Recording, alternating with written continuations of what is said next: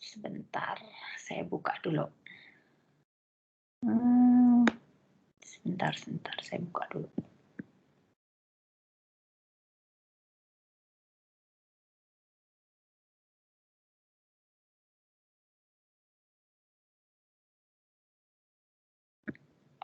Kok jadi begini ya? Sorry.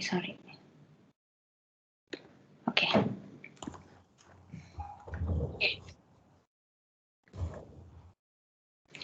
Oke, iman yang bertumbuh. Kalau Bapak Ibu dengar kata iman kan harusnya sudah tidak asing lagi.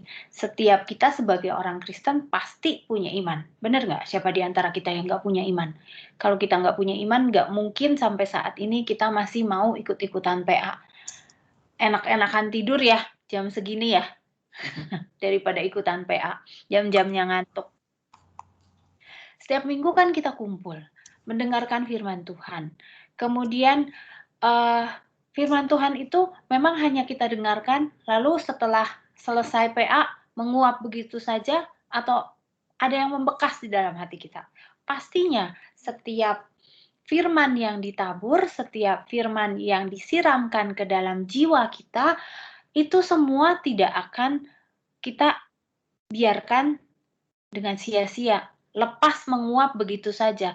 Tapi pasti ada beberapa kata atau beberapa ayat atau kalimat yang membuat kita merasa merema dengan ayat tersebut, dengan kalimat tersebut, dengan kata tersebut. Kemudian kita mulai mencecap kata-kata tersebut, dibawa terus di dalam hati kita, di dalam pikiran kita.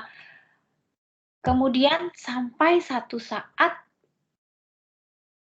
ayat tersebut, kata-kata tersebut, firman tersebut dapat memberikan kita satu kekuatan dan memudahkan hidup kita menjadi seorang pelaku firman. Nah, siapa di sini yang bukan jadi pelaku firman? Coba. Aku mau dengar. Gak ada ya. Semuanya jadi pelaku firman kan? Semuanya anak-anak Tuhan kan? Bukan anak-anak yang ada tanduknya gitu kan? Kita semua anak-anak Tuhan, jadi kita selalu hidup sebagai pelaku firman. Dan setiap firman yang ditabur itu pasti tidak akan sia-sia. Pasti ada yang nempel di dalam hati kita, di dalam pikiran kita. Seperti yang dikatakan Yesaya 55 ayat 11. Firman yang keluar dari mulutku, Yesaya, kalau saya kecepatan langsung minta diulang aja ya. Yesaya 55 ayat 11. Demikianlah firmanku yang keluar daripada mulut aku.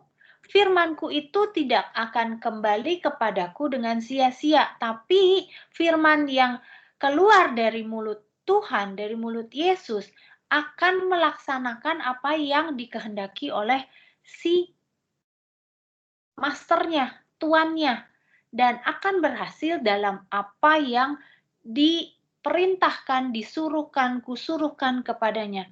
Jadi firman itu seperti di sini ada Cirosi ya, kita sama-sama penggemar game namanya Heyday.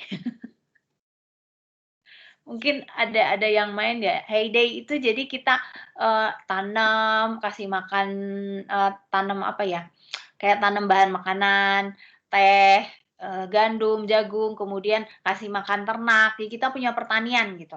Nah, ada satu aku lupa karena aku jarang main, jarang pakai si toko ini.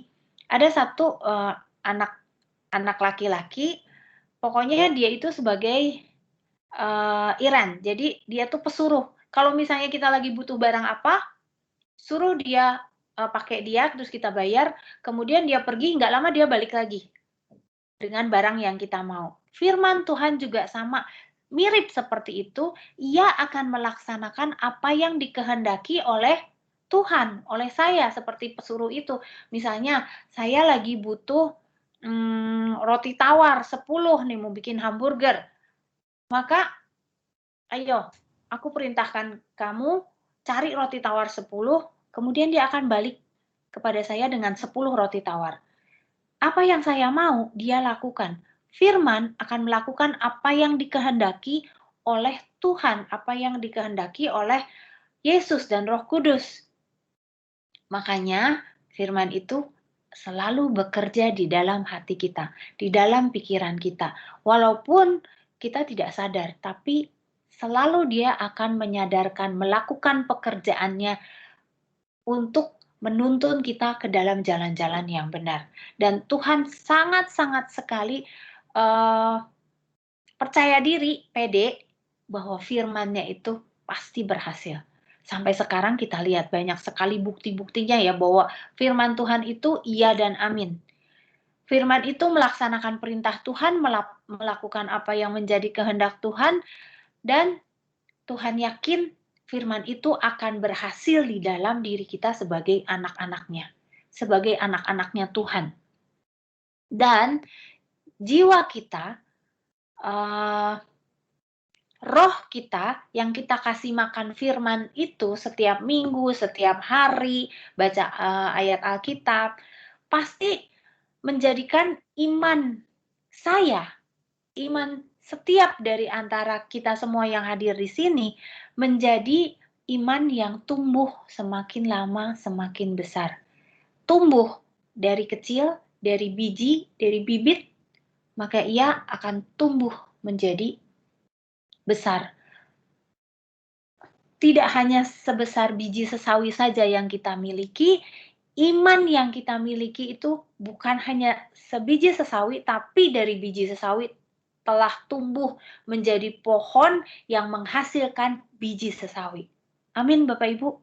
Siapa yang mau imannya bukan hanya sebesar biji sesawi, tapi imannya sudah tumbuh naik, sudah berbuah dan kalau sudah berbuah, kemudian dia menghasilkan bibit baru. Nah, biji sesawi ini sudah dihasilkan, berarti ini buah pohonnya tuh sudah lebat, sudah menghasilkan bibit baru. Siapa di antara kita yang mau punya pohon iman, iman kita yang bertumbuh seperti itu? Ada yang mau? Nggak ada. Saya rasa semua di antara kita pasti mau ya.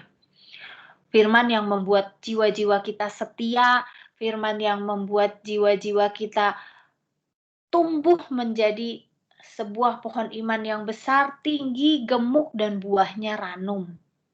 Kalau jiwa kita kenyang makan makanan rohani, makan makanan firman, pasti iman kita juga tumbuh besar dan tumbuh lebat. Nah, ada yang bisa bantu saya jawab siapa tokoh iman yang terkenal di dalam Alkitab? Kalau kita pertama kali baca di kitab yang pertama di dalam Alkitab, tokoh itu muncul. Ada? Dia adalah, aku kasih dikit-dikit kunci jawaban. Dia disebut Bapa segala bangsa. Abraham. Abraham. Bapa segala bangsa, Bapa orang beriman. Sepertinya cerita Abraham itu kan sudah menjadi tokoh legendaris ya. Tokoh terkenal dari dulu sampai sekarang, sampai ke depannya nanti dia akan tetap menjadi Bapa orang beriman bagi kita semua. Dia sudah menjadi jargon. Jadi kalau kita ingat Abraham, langsung kebayang nih di kepala nih. Oh, Abraham, dia diberikan janji oleh Allah, keturunannya akan seperti bintang di langit dan pasir di pantai. Nah, pasti langsung ingat. Ketika saya membaca dan mencecap terus kehidupan Abraham, sepertinya kan Abraham itu sudah nggak aneh lagi ya, waktu kita kecil juga cerita Abraham tuh sudah udah nggak aneh deh, udah biasa gitu. Bahkan kita sering nyanyi lagu di waktu sekolah minggu, Bapak Abraham mempunyai, itu sering banget saya nyanyi dulu waktu sekolah minggu waktu kecil. Sampai kita ingat. Jadi Abraham tuh nggak pernah lepas gitu. Begitu Abraham, oh iya, dia mau diberikan janji, kemudian oh anaknya disuruh dibunuh, dikorbankan, gitu. Mari kita buka Kejadian 12. Kejadian 12 yang membuat iman kita semakin bertumbuh, yang membuat iman kita semakin besar dan mempunyai kemajuan di dalam pertumbuhan iman kita. Mari kita sama-sama buka Kejadian 12. Kejadian 12. Oke, Kejadian 12. Abraham itu siapa sih? Yuk kita baca. Ada yang bisa bantu saya baca Kejadian 12 ayat 1 sampai 4. Abraham dipanggil Allah. Berfirmanlah Tuhan kepada Abraham, pergilah dari negerimu dan dari sanak saudaramu dan dari rumah bapamu ini ke negeri yang akan kutunjukkan kepadamu. Aku akan membuat engkau menjadi bangsa yang besar dan memberkati engkau serta membuat namamu mansur. Dan engkau akan menjadi berkat. Aku akan memberkati orang-orang yang memberkati engkau dan mengutuk orang-orang yang mengutuki engkau. Dan olehmu semua kaum di muka bumi akan mendapat berkat. Lalu pergilah Abraham seperti yang difirmankan Tuhan kepadanya. Dan Lot pun ikut bersama-sama dengan dia. Abraham berumur 75 tahun ketika ia berangkat dari Haran. Oke, terima kasih Doni. Terpujilah Kristus. Oke, Kejadian 12 ayat 1 disebutkan. Tuhan berfirman, Tuhan ngomong sama Abraham. Abraham, kamu pergi deh. Pergi dari sini, pergi dari sanak saudaramu dan rumah bapak kamu ke negeri yang kutunjukkan kepadamu. Umur Abraham 75. Berarti dia bukan ABG lagi ya. Pastinya 75 tahun itu untuk orang seumur itu pasti sudah punya keluarga, udah punya komunitas, sudah punya teman. Rasa-rasanya udah betah pastinya di satu tempat. Benar nggak? Tapi kemudian Tuhan menyuruh Abraham untuk pergi. Perginya juga bukan cuma pergi-pergi aja terus sebentar balik lagi. Kayak kita pergi ke Indomaret sebentar balik lagi. Pergi tinggalin keluarga kamu. Tinggalkan keluarga kamu. Pergi dari mereka. Berfirmanlah Tuhan kepada Abraham, pergilah dari negerimu. Jadi dia harus meninggalkan tempatnya, meninggalkan kenyamanannya yang sudah dia miliki di tempat itu. Kemudian tinggalkan rumah bapakmu, berarti dia meninggalkan orang tuanya, meninggalkan keluarganya, teman-temannya, lingkungannya, teman baiknya, teman mainnya, dan perginya ke negeri yang kutunjukkan kepadamu. Tuhan nggak ngomong disuruh pergi kemana. Lalu di ayat 4, enak banget ya bacanya, ini kayaknya cepet gitu. Lalu pergilah Abraham seperti yang difirmankan Tuhan kepadanya dan Lot pun ikut bersama-sama dengan dia. Seperti misalnya mama saya minta saya untuk pergi. Misalkan dari Jakarta suruh pergi ke tempat yang jauh, suruh ke Papua misalnya gitu. Oh, Papua jauh ya. Papua jauh. Pergi dari Jakarta ke Papua pasti kan lama. Kemudian nggak bisa bolak-balik seenaknya seperti kita cari Indomaret. Deket banget kan Indomaret, Alfamaret sekarang di mana-mana banyak. Waktu saya disuruh pergi, Kak kamu pergi deh ke Papua. Kalau misalnya saya disuruh seperti Abraham, kira-kira saya langsung, ya deh Mami, siap, pergi. Bagaimana dengan teman-teman? Bakal ada pertanyaan nggak? Kenapa sih suruh aku pergi? Kok tiba-tiba aja pergi? Mau apa disuruh ke sana? Tanya-tanya alasannya. Bapak Ibu, apa pernah punya pemikiran seperti ini atau langsung seperti Abraham? Pasti kita akan semua bertanya-tanya, mau apa sih? Mau ngapain ke sana? Kapan perginya? Terus di sana mau apa? Kenapa suruh-suruh saya pergi?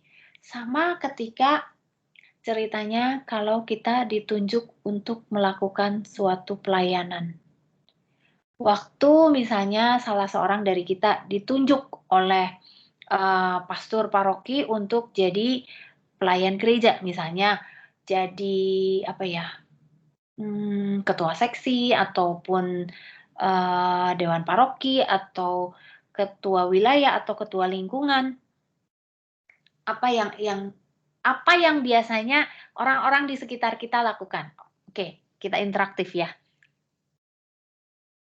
Bantu saya untuk supaya lebih hidup. Jawab.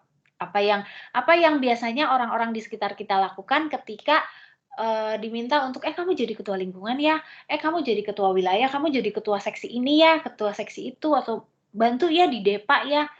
Apakah ketika ngomong seperti itu langsung oke, siap, saya jalankan, laksanakan? Oke, pengalaman Bapak Ibu gimana? Jangan saya deh. Saya repot, sibuk, nggak bisa ninggalin kerjaan, masih kerja, anak-anak masih kecil, dan lain-lain. Oke, ya, thank you Cik Rosi. Ada lagi?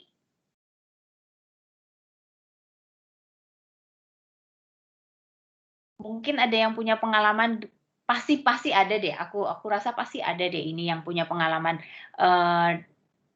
dia dengar di orang sekitar ketika dia ditunjuk jadi ketua lingkungan aja. Yang paling dasar. Saya Wika pernah sama Bro David kan, disuruh pertama kali, Don, duduk terus saya WA, aduh bro, saya belum bisa.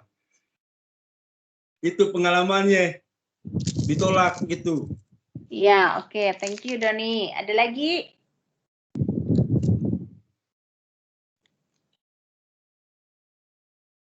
Ada lagi? Rata-rata hal yang sama juga terjadi pada saya. Rata-rata kita semua pasti nolak dulu. Berbagai macam alasan. Misalnya tadi seperti Doni, saya belum bisa. Seperti Cirosi, aduh sibuk. Anak-anak masih kecil. Itu alasan kita-kita yang sebagai ibu rumah tangga ya. Atau untuk profesional, aduh saya pulang kantor aja udah malam. Nggak bisa ikut-ikutan ke gereja. Itu beberapa alasan. Nah, apa yang terjadi dengan Abraham? Kok dari ayat 1 sampai 4 cepet banget dia nurut? Artinya Abraham itu sepenuhnya taat kepada Tuhan.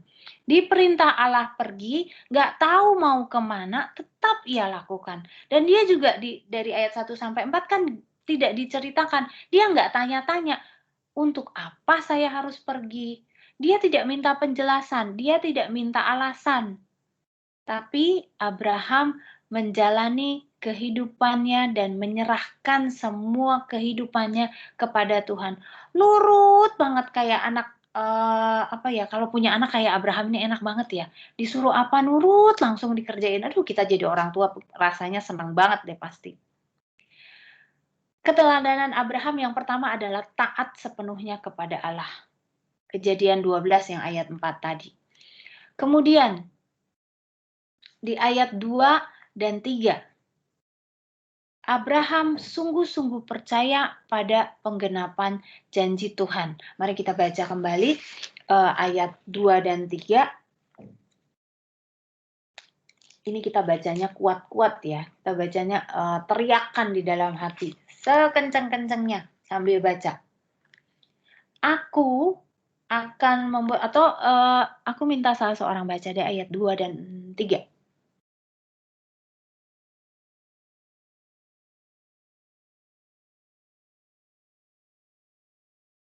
Ada yang bisa bantu baca? Kejadian 12 ayat 2 dan 3. Aku akan membuat engkau menjadi bangsa yang besar dan memberkati engkau serta membuat namamu mansur, dan engkau akan menjadi berkat. Aku akan memberkati orang-orang yang memberkati engkau dan mengutuki orang-orang yang mengutuki engkau. Dan olehmu semua kaum di muka bumi ini akan mendapat berkat.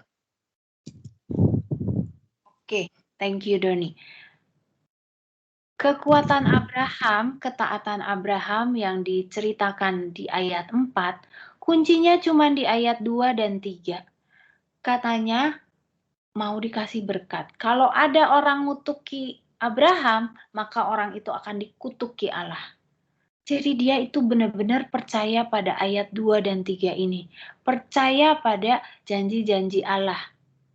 Kalau kita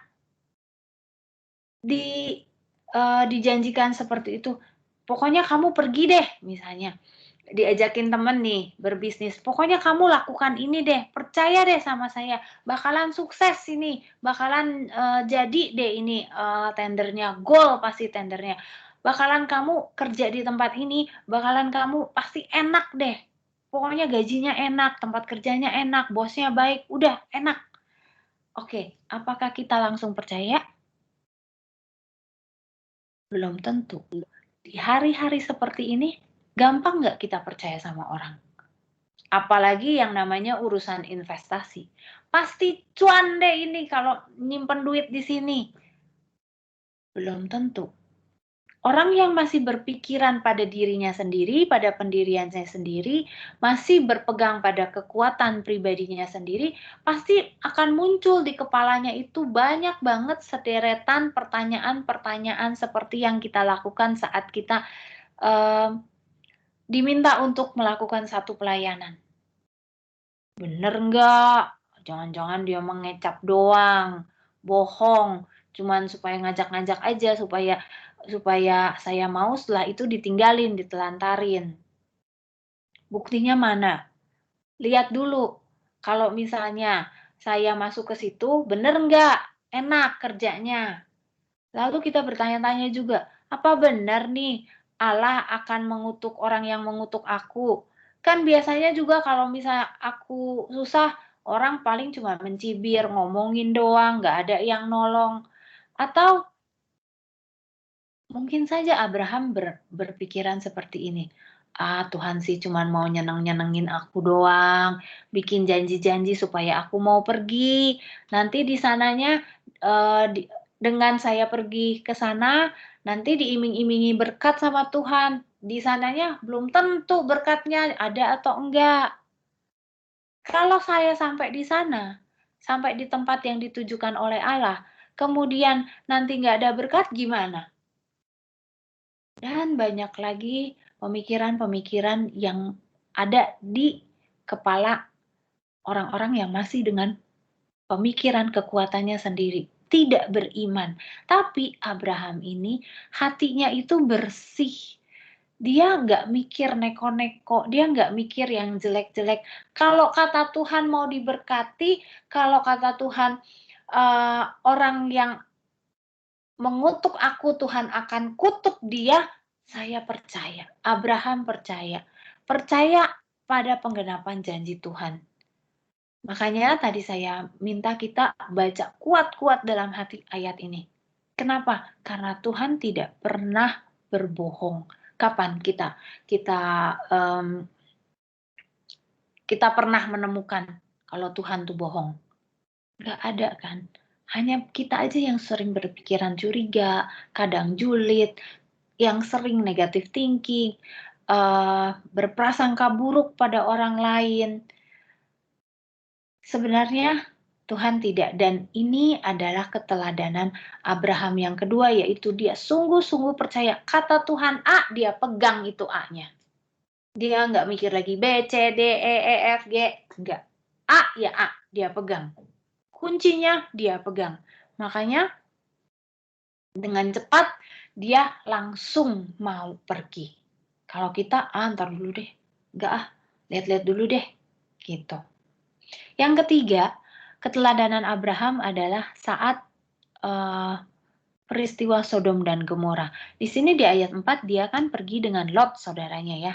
Dalam peristiwa Sodom dan Gomora yang dibakar itu, yang hancur kotanya, ada yang jadi tiang garam. Siapa coba yang jadi tiang garam?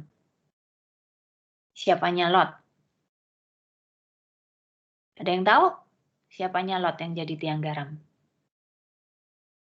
Istrinya Lot jadi tiang garam karena dia menengok ke belakang melihat apa yang ia miliki. Kejadian 18 ayat 23 dan 24. Yuk kita buka. Kejadian 18 ayat 23 dan 24. Lalu berpalinglah orang-orang ini dari situ dan berjalan ke Sodom, tetapi Abraham masih tetap berdiri di hadapan Tuhan. Abraham datang mendekat dan berkata, kalimat ini sungguh-sungguh membuat saya terharu. Apakah engkau akan melenyapkan orang-orang benar bersama-sama dengan orang fasik? Bapak Ibu, ceritanya, kota Sodom itu sudah menjadi kota yang bergelimang dosa. Kota maksiat. Tuhan tuh benar-benar murka terhadap dosa, terhadap orang-orang di situ. Tapi di kota Sodom itu tidak seluruh penduduknya, orang-orangnya, semuanya jahat. Ada sebagian orang yang masih baik. Dan lagi-lagi ya, kalau kita hatinya tulus, hatinya bersih, nggak punya pikiran jahat untuk orang lain, nggak pernah merancangkan hal-hal yang aneh-aneh untuk orang lain, pasti kita punya rasa iba, kasih terhadap sesama kita. Ini yang terjadi dengan Abraham. Katanya, apakah engkau akan melenyapkan orang benar bersama-sama dengan orang fasik? Bagaimana sekiranya kalau ada 50 orang benar di kota Sodom itu? Apakah Tuhan mau meluputkan mereka semua? Apa Tuhan mau menghancurkan, membinasakan mereka semua? Sehingga mereka mati. Tidakkah Tuhan engkau mengampuni mereka yang 50 ini, yang hidupnya benar ini? Karena mereka itu orang benar yang ada di dalam orang-orang yang jahat. Hati Abraham, hati yang penuh dengan kasih. Dia berdoa untuk orang lain. Walaupun Abraham nggak kenal ya. Cerita Abraham ini di Sodom dan Gomora, saya pikir-pikir mungkin ada sedikit banyak terjadi pada saat kita sekarang ini. Saat ini seluruh dunia sedang berkabung, betul nggak? Sedang berkabung karena banyak sekali orang yang meninggal. Biasanya data menunjukkan bahwa orang meninggal dan orang yang lahir itu perbandingannya tidak signifikan, nggak jomplang. Tapi sekarang yang lahir mungkin tetap, tapi yang meninggal dia melonjak naik karena pandemi COVID. Saya nggak tahu datanya di seluruh dunia berapa juta orang yang sudah meninggal karena COVID, tapi kita lihat di Indonesia saja, mall sepi, kuburan rame, bener nggak? Kuburan rame terus, krematorium rame terus, rumah duka mungkin nggak terlalu rame ya, tapi pemakaman, krematorium ngantri terus. Rumah sakit banyak tiba-tiba dibuka, rumah sakit, tempat-tempat yang dijadikan rumah sakit, karena begitu banyak orang yang terpapar. Di antara seluruh dunia ini, apakah semua orang dunia ini jahat? Enggak ya. Ada 50 orang yang seperti dikatakan Abraham itu, ada 50 orang yang jadi orang-orang kebanggaannya Tuhan, orang-orang baik, orang-orang yang hidupnya benar. Tapi Tuhan tetap luputkan. Dalam kejadian Sodom dan Gomora, mereka luput, mereka meninggal, mereka binasa. Saat ini orang baik, orang jahat kita nggak tahu, tapi begitu banyak orang meninggal. Keteladanan Abraham ini buat saya sulit untuk dilakukan sebagai orang dunia. Dia kan tidak mengenal semua orang Sodom dan Gomora. Saya juga tidak mengenal semua orang yang ada di dunia ini. Hanya sebagian 0,00000% yang saya kenal. Tapi untuk melakukan doa untuk mereka, kalau kita punya kasih, kalau kita punya hubungan dekat dengan Allah, kita rela mendoakan mereka. Untuk beberapa orang, mungkin mendingan doa buat gua sendiri aja daripada untuk orang lain. Saya sendiri aja masih banyak butuh ditolong, ngapain juga doain orang lain. Mungkin ada beberapa orang di sekitar kita yang punya pemikiran seperti itu. Tapi Abraham tidak. Abraham yang orang zaman dulu enggak. Kita yang orang zaman sekarang berbeda. Abraham hanya tahu bahwa ia tetap memiliki belas kasihan untuk orang-orang yang Allah akan binasakan. Dan ia mau berdoa untuk mereka, mau minta pengampunan dari Allah. Minta supaya Allah menggagalkan. Agar Sodom dan Gomora tidak menguntungkan atau merugikan bagi orang-orang yang ada di situ. Semuanya Abraham minta agar ada orang benar yang diluputkan. Gak ada untung, gak ada ruginya kan buat Abraham. Dia juga gak kenal. Nah, Bapak Ibu sebagai teladan orang Kristen, memiliki belas kasih, tidak hanya terus berdoa untuk diri kita sendiri, tapi juga kita mendoakan orang lain. Keteladanan Abraham yang keempat, rendah hati untuk berdoa syafaat bagi Sodom dan Gomora.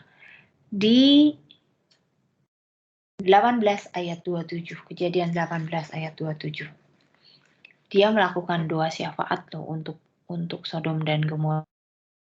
Merendahkan hatinya untuk berani berkata bahwa ayat 27, sesungguhnya aku telah memberanikan diri kepada Tuhan walaupun aku ini debu dan abu. Artinya dia merasa bahwa dia itu nothing, dia itu bukan siapa-siapa. Tapi dia memberanikan diri untuk mohon pengampunan kepada Tuhan bagi orang-orang yang dia tidak kenal sama sekali. Kemudian di ayat 23 ayat 4, aku ini orang asing dan pendatang di antara kamu. Berikanlah kiranya kuburan milikku kepadamu di tanah kamu ini, supaya kiranya aku dapat mengantarkan dan menguburkan istriku yang mati itu. Pribadi yang rendah hati menjadi keteladanan Abraham dalam Alkitab. Abraham merupakan orang yang sangat-sangat dikasihi Tuhan. Ia diberkati, ia disertai Allah, tapi walaupun dia diberkati, dia disertai Allah, dia nggak mentang-mentang diberkati, disertai, diurapi, nggak mentang-mentang, nggak petantang-petenteng, sombong, biarin aja, bodo amat orang lain, yang penting saya sendiri sudah diberkati. Dia tidak seperti itu, dia tetap melihat kesusahan orang lain. Dan dia tetap mengakui bahwa Allah yang maha kuasa, yang berkuasa atas segala sesuatu. Bedanya apa dengan kita yang ada di sini? Di sekeliling kita mungkin kita pernah ketemu orang-orang yang sombong, orang-orang yang tinggi hati, yang auban, susah banget, alot banget, kayak karet, mental terus kalau dikasih tahu. sombong, mentang-mentang dia punya kedudukan, punya kepandaian, punya uang, punya hal-hal duniawi yang dapat membuat dia menjadi tinggi hati. Tapi Abraham tidak melakukan seperti itu. Dia tetap mengaku bahwa dia itu adalah abu dan debu, yang artinya abu dan debu itu bukan siapa-siapa di hadapan Tuhan. Walaupun sebenarnya Abraham adalah orang yang Tuhan berkenan. Kalau misalnya Tuhan nggak berkenan, mana mungkin Tuhan akan kasih Abraham, akan memberikan Abraham, menjanjikan Abraham janji-janji yang luar biasa. Janji Allah kepada Abraham itu luar biasa. Dan Abraham itu bukan orang sembarangan. Abraham itu benar-benar diberkati Tuhan. Dia kaya. Dia ternaknya banyak. Orangnya banyak. Suruhannya banyak. Ketika nanti Abraham pergi ke satu tempat, dia membawa beratus-ratus orang dan ternaknya kepada raja. Artinya, kalau orang miskin nggak mungkin ternaknya sampai ratus-ratusan. Paling juga punya domba 1-2, budaknya paling 1-2. Kalau ratusan orang, ratusan kambing domba dibawa, artinya dia kaya. Ternaknya banyak. Nah, saat itu Abraham tidak mau menggunakan kekayaan untuk menuntut apa yang ia inginkan. Dia hanya melakukan bahwa aku ini adalah debu. Artinya dia sangat-sangat rendah hati. Bagi kita saat ini, kita sudah lihat keturunan Abraham bagaikan banyaknya seperti bintang di langit dan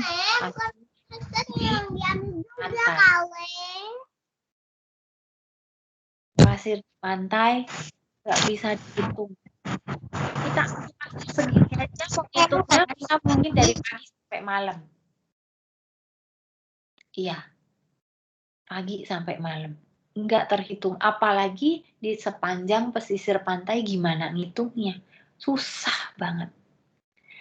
Janji Allah terhadap Abraham sudah terbukti. Itu juga artinya Tuhan tidak pernah ingkar janji saat ia berkata menjanjikan sesuatu kepada Abraham. Walaupun ketika Abraham dijanjikan seperti itu, dia bisa lihat nggak? Dia belum bisa lihat. Pandangannya masih kabur. Keturunannya satu aja nggak punya. Gimana Tuhan mau ngomong keturunan anak cucu saya banyaknya seperti bintang di langit, seperti pasir di pantai. Satu aja belum punya. Makanya kemudian kita lihat Abraham itu sebetulnya betul-betul disebut bapak orang beriman karena apa yang belum kelihatan tapi dia sudah percaya. Dan iman Abraham yang teruji ini menghasilkan iman yang besar seperti bukan sebesar biji sesawi tapi sudah tumbuh menjadi pohon yang menghasilkan biji sesawi. Sebelum Abraham punya iman sebesar itu, dia juga melalui proses di dalam pertumbuhan imannya. Sama seperti kita ya, ada di antara kita yang tiba-tiba, oh saya orang beriman, saya beriman, iman saya tidak akan goyah, iman saya teguh, sekeras batu karang. Lalu tiba-tiba diberi masalah, jebret diberikan masalah. Apakah tetap bisa seperti kokoh, seperti batu karang? Kadang-kadang kita goyah. Tapi kita lihat dari Abraham. Abraham juga untuk sampai bisa mempunyai iman yang kuat, iman yang teruji, dia jatuh bangun dalam pertumbuhan imannya. Contohnya ketika peristiwa Hagar, istrinya, dan Ismail. Abraham punya istri, Sarah. Tapi Sarah mandul, dia tidak bisa mengandung dan melahirkan anak. Satu saat Sarah berkata, ini nih ada budak Hagar namanya, cantik parasnya. Walaupun Sarah juga cantik ya. cantik. Nah, kamu ambillah dia. Ambil dia dan Abraham nurut. Tak lama kemudian, Hagar melahirkan anak dan diberi nama Ismail. Di Kejadian 15 ayat 2 dan 4. Namun kita lihat di dalam kisah ini ada masalah di antara orang ketiga. Masalah orang ketiga di dalam rumah tangga. Yuk kita lihat Kejadian 15. Kita nggak akan jauh-jauh nih di kejadiannya, bolak-balik di sini aja. Kejadian 15 ayat 2 sampai 4. Aku yang bacain ya. 2 sampai 4. Abraham menjawab, "Ya Tuhan Allah, apakah yang Engkau berikan kepadaku karena aku akan meninggal dengan tidak mempunyai anak? Dan apa yang akan mewarisi rumahku ialah Eliezer, orang Damsyik itu." Lagi kata Abraham, "Engkau tidak memberikan kepadaku keturunan sehingga seorang hambaku nanti menjadi ahli warisku." Karena Abraham tidak punya keturunan, dia takut. Kan kaya ya dia, ternaknya banyak, budaknya banyak, pembantunya mempekerjakan banyak. Otomatis kalau ternaknya banyak, nggak keurus kan kalau cuma 1-2, pasti banyak juga. Kemudian Hagar diminta untuk menjadi istri. Lahir Ismail, tapi Hagar tidak setegar Abraham. Dia mulai merasa, namanya ya, contoh saya deh, kalau misalnya saya jadi Hagar, ini namanya kita masih jadi manusia ya, kita masih manusia. Saya jadi Hagar, saya jadi istri kedua, saya punya anak laki-laki pula, penerus keturunan, bukan perempuan. Satu-satunya, istri pertama mandul, pasti akan timbul rasa apa? Oh, pasti nanti suaminya bakal lebih sayang sama saya. Hartanya pasti bakalan Ismail anak saya, karena kamu nggak bisa melahirkan anak. Jadi saya punya sifat sombong, seenak-enaknya, petantang-petenteng, karena si Sarah itu nggak punya anak, mandul, nggak bisa punya anak. Dan ini yang menjadi masalah di dalam Abraham. Abraham mulai goyah. Bingung dong, namanya laki-laki punya 2 istri. Si istri yang satu begini, si istri yang kedua ini, bingung. Tapi Abraham dapat menyelesaikannya dengan baik. Dia tetap setia pada Sarah, dan akhirnya Hagar dan Ismail pergi dari mereka. Yang kedua, jatuh bangun Abraham dalam pertumbuhan imannya. Kembali di Kejadian 20 ayat 2. Yuk kita buka. Kejadian 20 ayat 2. Oleh karena Abraham telah mengatakan tentang Sarah istrinya, "Dia saudaraku," maka Abimelek raja Gerar menyuruh mengambil Sarah. Waktu itu Abraham pergi ke tanah Negeb dan dia menetap di Kades, satu kota, dan Syur. Di situ raja yang berkuasa namanya Abimelek. Nah, Sarah itu kan bukan, walaupun sudah tua ya, walaupun Sarah sudah tua, tapi dan dia cantik, ayu, manis orangnya. Abimelek melihat Abraham datang bersama-sama dengan Sarah. Lalu namanya laki-laki, dia lihat, oh ini bening katanya, bagus, enak dilihat. Dia menaruh hati kepada Sarah. Dan salahnya Abraham, dia berkata bahwa itu bukan istri saya, itu adalah saudaraku. Maka Abimelek menyuruh mengambil Sarah untuk menjadi istrinya. Tapi malamnya Tuhan berkata lewat mimpi, "Jangan diambil itu istri orang, kamu nggak boleh ambil istri orang." Jadi nggak jadi. Nah, Abraham jatuh bangun dalam pertumbuhan imannya karena dia nggak mengaku bahwa itu adalah istrinya. Kembali, orang ketiga di dalam rumah tangga.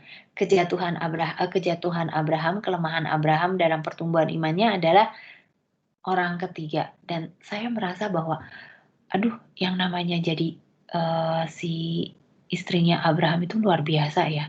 Dia itu rasa-rasanya kalau saya jadi dia, gemes gitu.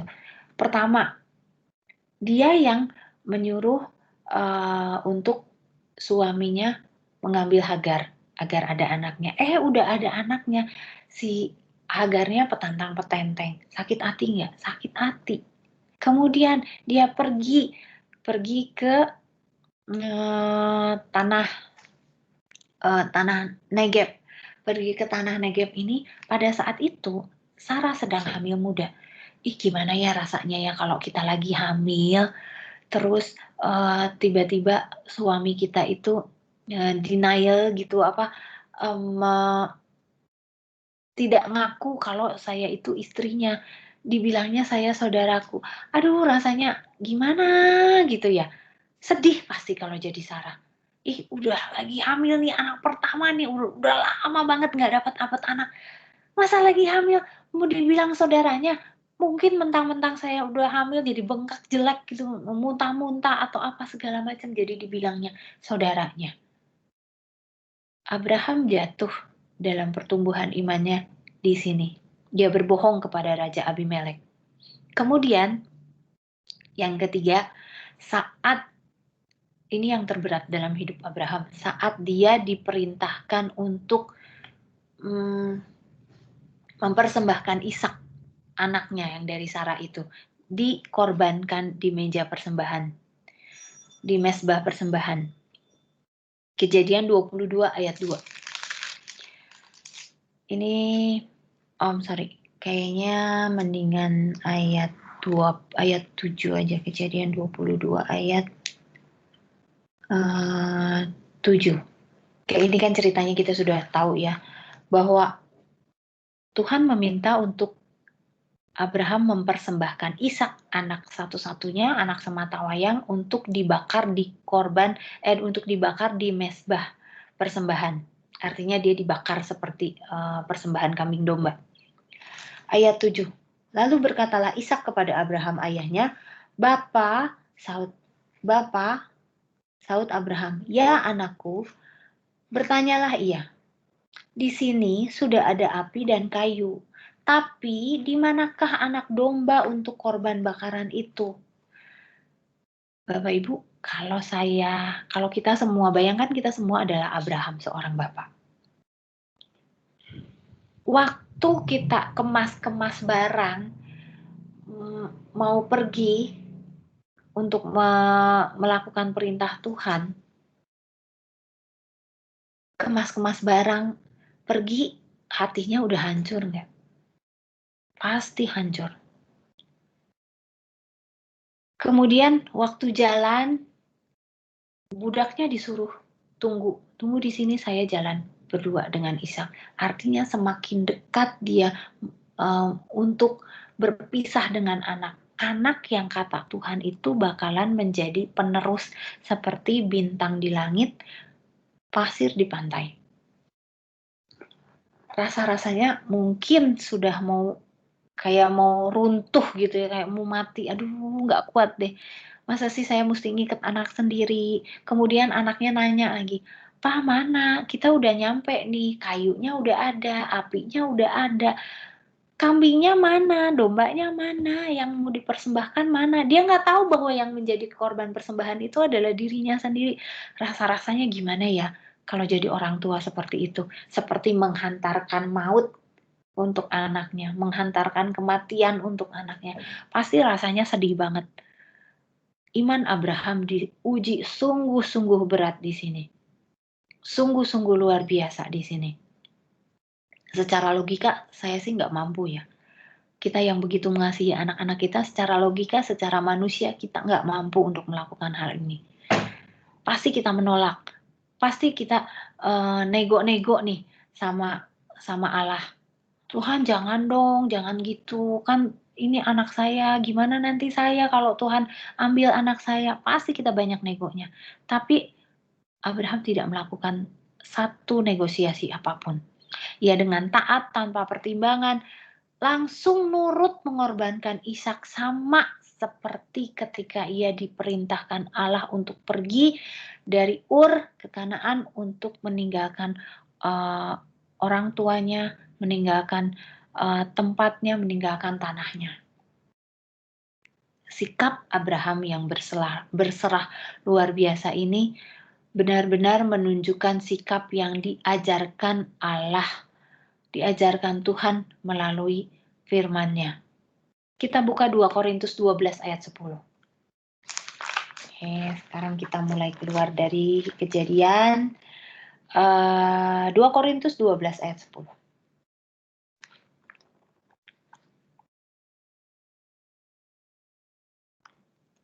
Oke, ada yang sudah dapat? 2 Korintus 12 ayat 10. Kalau ada yang sudah dapat, silahkan dibuka mic-nya. Bisa dibaca.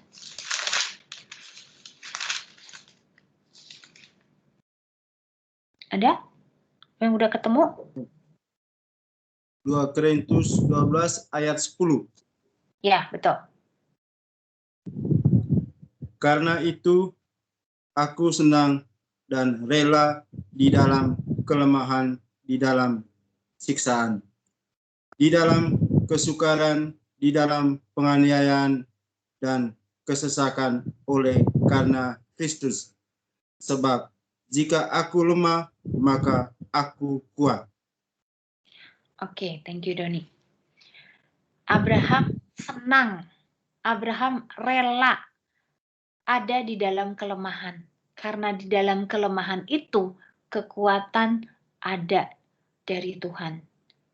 Abraham suka di dalam siksaan, di dalam kesukaran, di dalam penganiayaan, hatinya dianiaya. Aduh, gimana nih, masa sih saya mau ngorbanin anak sendiri? Aduh, gimana sih, masa Tuhan setega itu sih sama saya? Sesak dada saya mau jalan juga. Penganiayaan, kesesakan oleh karena Kristus. Disuruh Allah kan, bukan kemauannya dia sendiri, bukan akibat kesalahannya dia sendiri, tapi dia lemah, dia disiksa, dia mengalami kesukaran, kepahitan, dianiaya, kesesakan hatinya karena perintah Tuhan, karena dia mau berkorban untuk Tuhan. Tapi saat Abraham lemah, ia juga kuat. Itulah hebatnya Tuhan kita. Abraham tidak melakukan negosiasi, dia taat, dia bersedia, dia korbankan Ishak, dia menunjukkan sikap berserah seperti yang Tuhan inginkan, seperti yang Kristus inginkan kita semua lakukan. Di tengah segala kesulitan, di tengah segala kesukaran, di tengah segala tantangan hidup kita harus mampu meneladani sikap seperti Abraham ini. Taat, percaya, berserah akan janji Allah. Sikap ini juga yang akan membantu kita untuk terus-menerus mampu bersyukur dan memiliki motivasi hidup seperti Abraham. Dia nggak ngoyo kan, dia nggak mutung kan, dia nggak ngambek kan sama Tuhan, tapi Tuhan berikan berkat-berkat yang luar biasa kepada Abraham. Sampai akhirnya dia disebut Bapa segala bangsa, Bapa orang beriman, dan ada lagi beberapa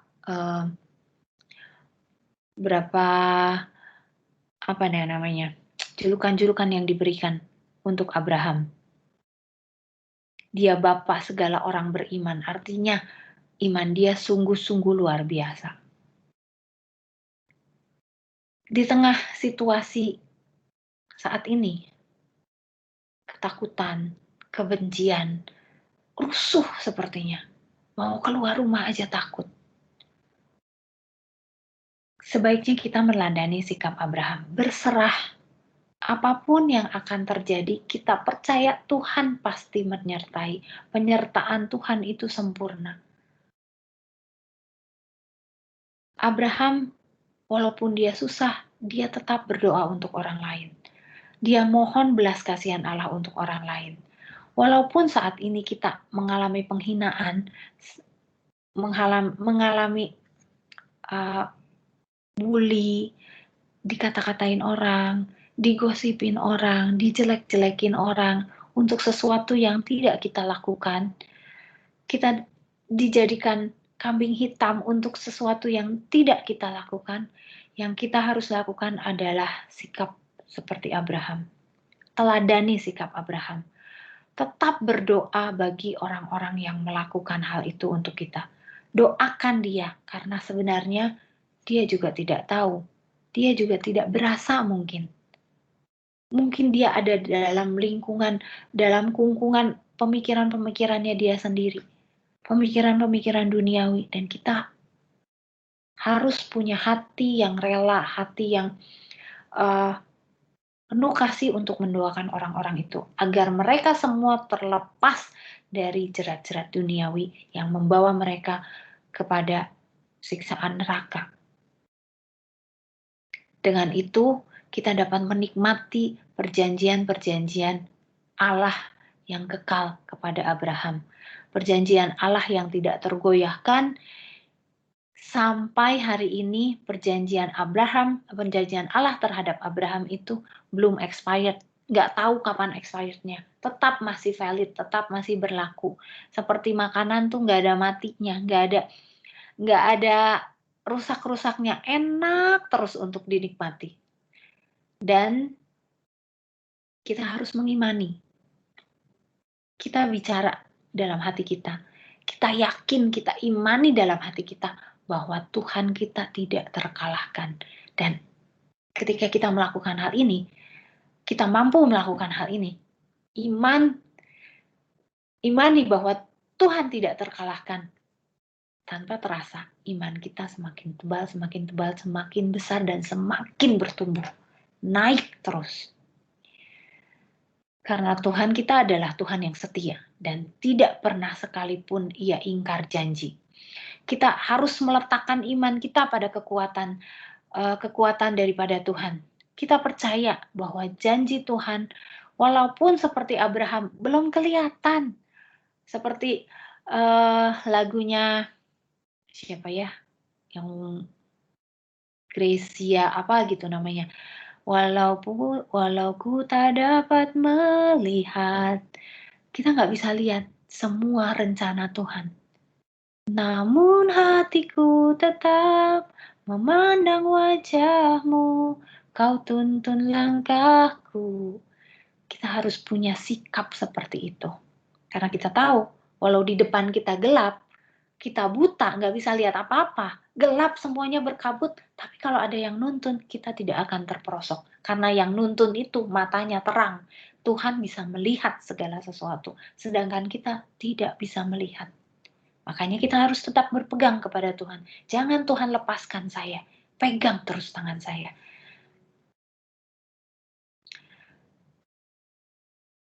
Kemudian, poin berikutnya, apa yang dapat mempertebal iman kita, sehingga iman kita semakin bertumbuh?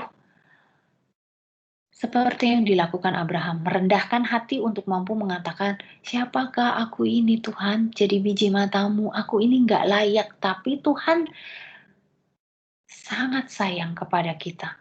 Kenapa? Kenapa kita dijadikan biji mata kesayangan Tuhan? Kalau binatang, bulan, bintang, tumbuhan, di Alkitab nggak ditulis serupa dan segambar dengan Tuhan. Tapi ketika Tuhan menciptakan manusia, manusia adalah serupa dan segambar dengan Tuhan. Itu sebabnya.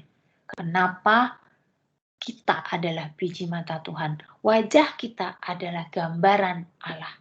Tubuh kita adalah gambaran Allah. Demikian juga tingkah laku kita, apa yang menjadi isi dari kepala kita, apa yang menjadi isi daripada hati kita, itu adalah cerminan Allah. Oleh karena itu, kita harus terus percaya, terus taat dan lakukan kewajiban kita sebagai pelaku firman dan praktekkan apa yang kita sudah terima, apa yang kita sudah dengar. Kita sekarang ini lagi magang, lagi praktek, lagi kerja praktek. Terus kita lakukan hal ini dan saya yakin, saya betul-betul percaya Kalau kita tetap menjalani apa yang menjadi tugas-tugas kita sebagai pelaku firman, nanti tiba-tiba tanpa kita terasa, kita akan mulai merasakan, oh ternyata karya Tuhan itu berkarya benar-benar di dalam kehidupan kita. Jelas sekali terlihat, nggak kabur lagi pandangan kita. Nah, supaya kita tetap bisa bertumbuh, kita kan mesti magang nih, kita mesti praktek sebagai pelaku firman. Nah, prakteknya itu apa aja? Yang pertama mengampuni. Waduh, ini kayaknya nggak pernah lepas-lepas dari dalam pengajaran-pengajaran yang kita terima ya. Mengampuni. Kolose 3 ayat 13. Sabarlah kamu terhadap seorang terhadap yang lain, dan ampunilah seseorang akan yang lain apabila seseorang itu menaruh dendam terhadap yang lain. Sama seperti Tuhan telah mengampuni saya, maka saya juga harus berbuat demikian. Bukan cuma 37 kali, 7 kali, 7 kali, 7 kali. Tapi ini perintah.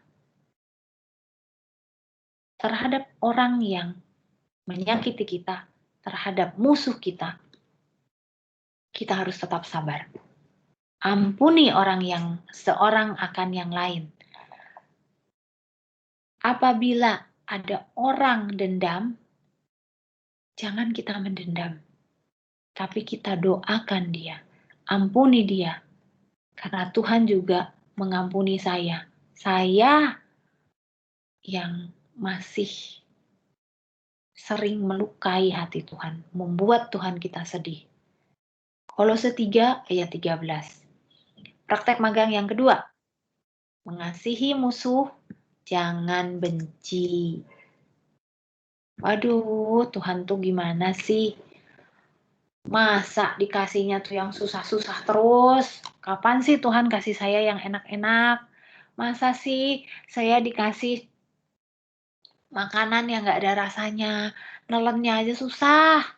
Kapan sih saya dikasih yang enak-enak, yang begitu masuk ke mulut langsung nyes? Aduh, enak banget, gurih, manis. Enak sekali. Bikin kita ketagihan. Mengasihi musuh, jangan benci. Emang gampang Tuhan? Tuhan aja dulu. Jangan saya dulu nyuruh-nyuruh. Nyuruh-nyuruh tapi aduh gimana sih? Susah banget. 1 Yohanes 4 ayat 7. Saudara-saudaraku yang terkasih, 1 Yohanes 4 ayat 7. Marilah kita saling mengasihi. Sebab kasih itu berasal dari Allah. Dan setiap orang yang mengasihi lahir dari Allah dan mengenal Allah. Saya mau tanya sama Bapak Ibu semua yang ada di sini. Kita ini lahir dari Allah atau lahir dari timun, kayak timun mas yang keluar dari timun? Kita ini lahir dari siapa? Ayo biar nggak ngantuk jawab ya. Kita ini lahir dari siapa? Ada 17 orang, puji Tuhan di sini. Dari mana kita lahir? Kita lahir dari Allah, betul. Kita lahir dari Allah. Kita berasal dari Allah. Karena kita segambar, kita biji mata Allah. Makanya, karena kita lahir dari Allah, maka kita juga mengenal Allah dan Allah itu adalah kasih. Kalau kita lahir dari kasih, berarti kita juga ada kasih di dalam diri kita. Makanya perintah Tuhan untuk mengasihi itu tinggal kita download.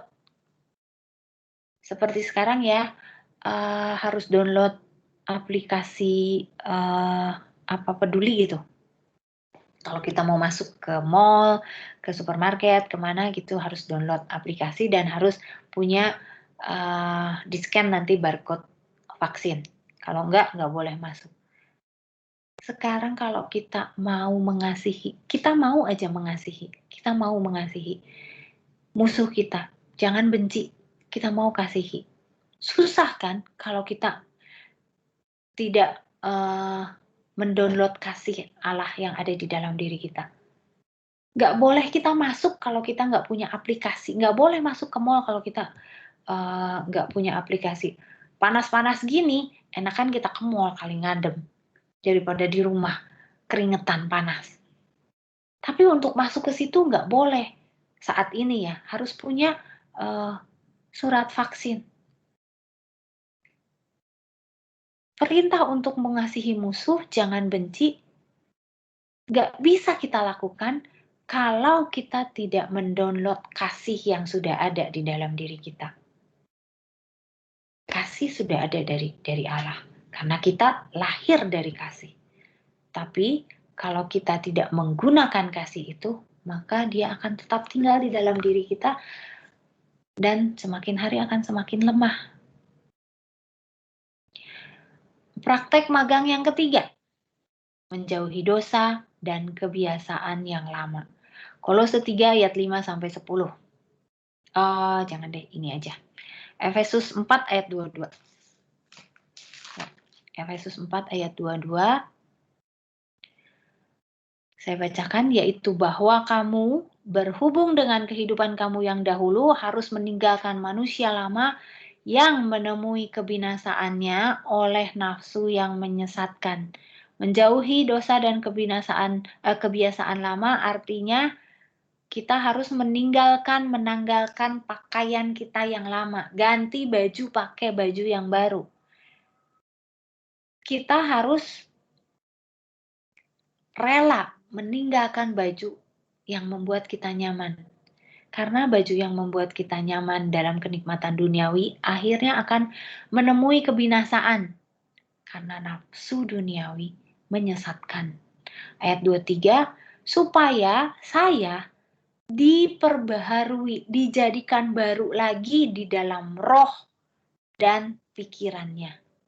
Kalau kita cuma pakai baju baru, kemudian kita tidak diperbaharui, cuma pakai baju baru aja, mungkin kita tidak akan melesat seperti Raja Wali. Iman kita tidak akan naik signifikan, tapi kita dibaharui oleh roh, pikiran kita juga dikunci oleh Roh Kudus sehingga tidak punya pikiran-pikiran yang neko-neko, yang aneh-aneh, yang negatif, yang berprasangka buruk, yang kalau melihat orang maunya menghakimi, ngatain, ngetawain. Tapi pikiran yang penuh kasih, penuh ketaatan kepada Tuhan. Dan ketika kita mengenakan manusia baru, ayat 24, dan mengenakan manusia baru yang telah diciptakan menurut kehendak Allah di dalam kebenaran dan kekudusan yang sesungguhnya. Manusia baru yang kita pakai, jubah baru yang kita pakai, akan membawa kita ke dalam kebenaran Allah dan kekudusan Allah yang sesungguhnya. Kekudusan Allah yang tidak pernah akan berakhir sampai kapanpun. Itu yang ketiga ya. Tadi yang pertama apa? Mengampuni. Yang kedua, mengasihi musuh, jangan benci musuhmu. Ketiga, jauhi dosa dan kebiasaan kita yang lama. Keempat, sangkal diri, pikul salib, nggak bosan-bosannya ya ini. Sangkal diri, pikul salib, dan menolak segala macam nafsu kedagingan. Kolose 3 ayat 5, karena itu, matikanlah dalam dirimu segala sesuatu yang duniawi, yaitu percabulan, kenajisan, hawa nafsu, nafsu jahat, dan juga keserakahan, yang sama dengan penyembahan berhala. Jadi segala macam nafsu duniawi adalah sama dengan penyembahan berhala. Seperti zaman dulu, orang Israel menyembah Dewa Baal. Kalau sekarang kita terseret pada nafsu duniawi, artinya kita tidak menyembah Allah, tapi kita menyembah Baal, menyembah berhala. Nafsu duniawi meliputi berbagai macam dosa, keinginan daripada hal yang enak-enak. Dugem-dugem, hedonisme, nepotisme. Yang tadi keempat ya, sekarang yang kelima. Duh, ini juga katanya sudah sering banget kita dengar. Berdoa. Gak ada yang pernah gak dengar kata berdoa ya. Matius 26 ayat 41. Matius 26 ayat 41.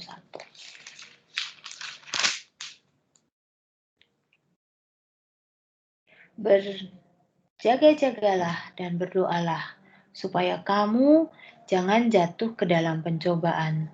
Roh memang penurut, tapi daging lemah. Daging kita, ini daging kita masih lemah.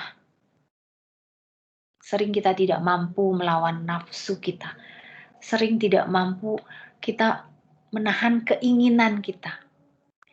Saat-saat ini saya mulai kembali melakukan doa dan puasa. Puji Tuhan, saya udah bisa. Waktu berapa bulan yang lalu, setiap saya coba untuk doa dan puasa, nggak kuat. Karena mungkin kesehatan saya juga belum begitu pulih, masuk angin. Kadang-kadang pusing. Seringnya kalau telat makan langsung pusing. Tapi saat ini puji Tuhan saya sudah mulai bisa melakukan doa puasa kembali. Tapi ceritanya kemarin saya pergi dari pagi. Nah, pergi 9:30 nih udah pulang nih, sudah selesai. Di jalan saya pergi dengan suami dan anak-anak saya. Di jalan anak-anak udah pengen sarapan. Ya udah beli apa? Akhirnya mereka beli, karena di jalan saya habis nyekar ke Oasis, di jalan ketemunya Kentucky. Mereka pesen, mereka makan, saya nggak bisa makan karena baru 9:30. Dan ini namanya juga godaan ya. Ini perut bunyi terus krutuk. Aduh, lapar, pengen makan. Kita tidak bisa melawan hawa nafsu kalau kita tidak berjaga-jaga seperti yang ada di dalam Matius ini. Saya bacakan kembali. Roh memang penurut, tapi daging lemah. Roh saya nurut, pengen puasa, pengen doa. Tapi ini nih, daging yang ini, yang lagi dipakai ngomong, ini lemah, pengen makan. Perut nih, lemah, pengen makan. Krutuk-krutuk ngasih tanda. Lapar. Padahal 9:30 sampai jam 12. Masih ada berapa jam lagi tuh? 9:30, 10:30, setengah 12. 2,5 jam lagi. Lumayan masih lama. Bapak Ibu, tapi puji Tuhan, saya tetap pada niat saya, akhirnya saya bisa melewati jam 12. Puji Tuhan, 1 hari telah terlewati. Tapi daging saya lemah. Waktu saya lihat anak-anak makan kentang goreng tuh, aduh pengen nyomot banget. Lemah daging. Yang keenam, magang itu harus hidup dalam kekudusan. 1 Petrus 1 ayat 15 dan 16. Yuk kita buka. 1 Petrus 1 ayat 15 16. 15-16. Tetapi hendaklah kamu menjadi kudus di dalam seluruh hidupmu sama seperti Dia yang kudus yang telah memanggil kamu. Sebab ada tertulis, kuduslah kamu seperti aku kudus. Kata Tuhan, saya harus kudus seperti Tuhan. Kudus artinya berani tampil beda. Berani tampil di luar kebiasaan yang ada, berani hidup, berbicara, bertingkah laku out of the box, beda daripada yang lain. Hidup jangan ngikutin arus, tapi hidup kita harus sesuai dengan standar kerajaan Allah. Kenapa? Karena kita juga berasal dari kerajaan Allah. Kalau kita berasal dari kerajaan Allah, artinya kita juga standar hidupnya harus sesuai dengan kerajaan Allah. Nggak boleh hidup seenak-enaknya sesuai dengan standar duniawi. Kalau kita hidup dengan standar duniawi, ya kita nggak bisa masuk ke kerajaan Allah. Nah, ada satu filosofi yang sangat-sangat membuat saya lucu gitu. Kalau diingat-ingat lagi, kalau dibaca-baca lagi, lucu banget. Bapak Ibu tahu ikan salmon kan ya? Warnanya, kalau yang lain, ikan yang lain biasanya dagingnya warnanya putih.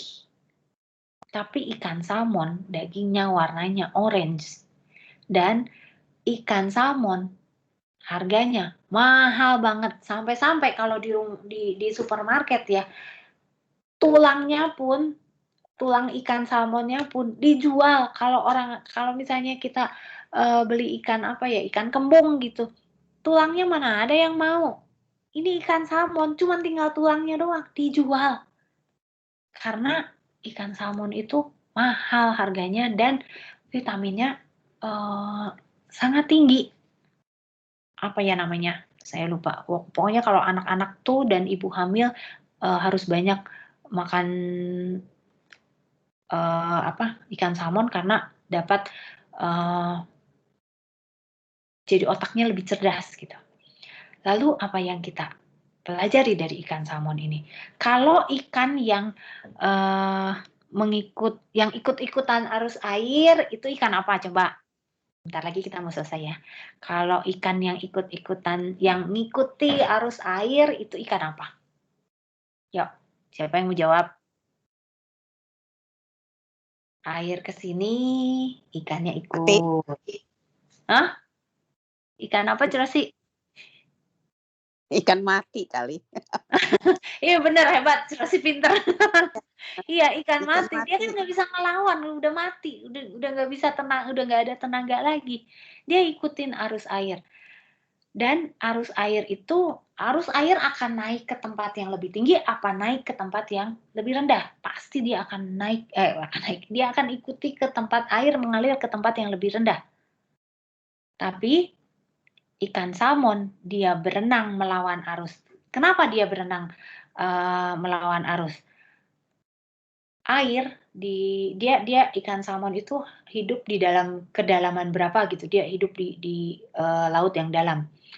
Nah, dia harus naik ke atas sampai berjuang naik ke atas. Dia rela naik terus ke atas. Dia harus ambil resiko. Nanti kalau ikan yang ada di permukaan air yang tidak terlalu dalam, otomatis dia akan dimakan oleh beruang, dimakan oleh burung, atau dia dimangsa oleh ikan lain yang lebih besar. Ikan salmon dia harus ke atas, dia harus berjuang walaupun resikonya tinggi. Kenapa dia harus naik ke atas, harus melawan arus? Karena dia harus bertelur di hulu sungai. Dia bertelurnya harus di atas, bukan di hilir. Jadi dia harus naik ke atas. Untuk ikan, ngelawan arus itu susah kan? Ingat film Nemo? Waktu ikan kecil itu, ikan marlin itu, dia berusaha naik ke atas. Susah banget sampai kita tegang nontonnya. Ikan salmon seperti itu. Dia harus ke atas, dia harus memberikan yang terbaik untuk keturunannya, untuk anak-anaknya. Dia harus bertelur, dia harus berkembang biak di atas. Kalau dia nggak berkembang, dia nggak naik ke atas, punah, nggak bisa berkembang biak. Dan anak-anaknya itu harus lahir dan besar di tempat yang tenang, di tempat yang aman, dan di tempat yang terlindungi. Kalau ikan mati, dia ikut arus, makin lama makin ke bawah.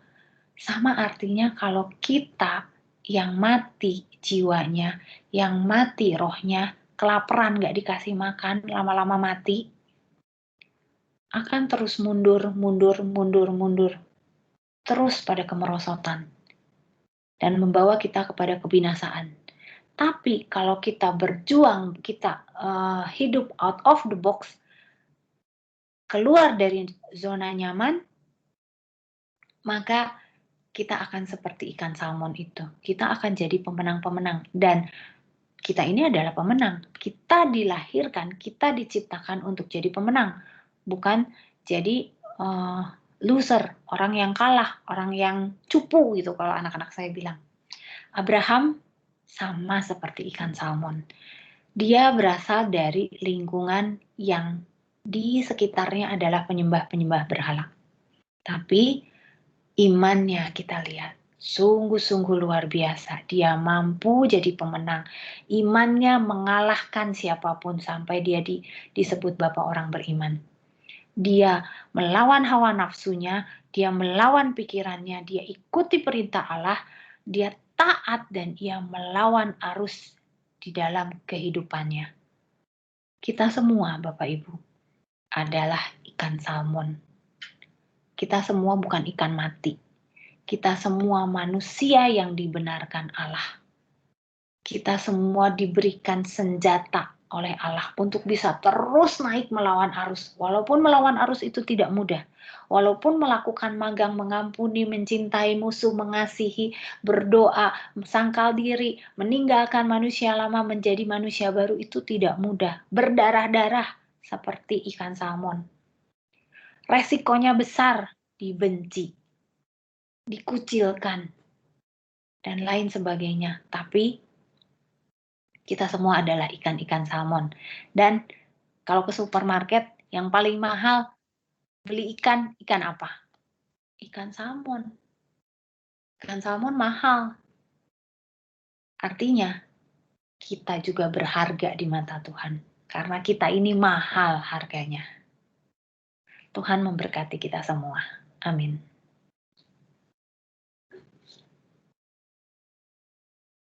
Doni,